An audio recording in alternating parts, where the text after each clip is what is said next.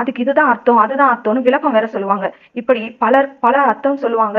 ஆனா யோசேப்பு சொல்லுகிற விளக்கம் மற்றவர்கள் சொல்லுவதை போல இல்ல. இவனுடைய விளக்கம் வித்தியாசமானது. அது தேவனிடத்திலிருந்து அவன் ஞானத்தை பெற்றுக்கொண்டு அதிலிருந்து அவன் விளக்கத்தை சொல்லுகிறான். அவன் சொல்லுகிற அந்த விளக்கம் அவர்களுடைய வாழ்க்கையில அப்படியே நடக்கிறது.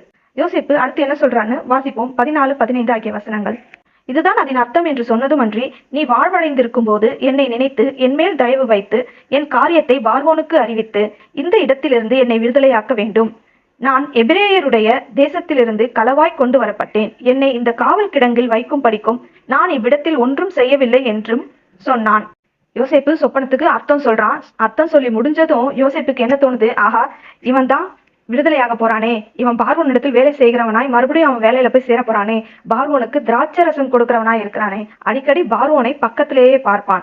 மற்ற யாரும் ராஜாவை அவ்வளவு ஈஸியா பக்கத்துல பார்க்க முடியாது. ராஜாவுக்கு பணிவிடை செய்யறவங்க மட்டும்தான் ராஜாவை பார்க்க முடியும்.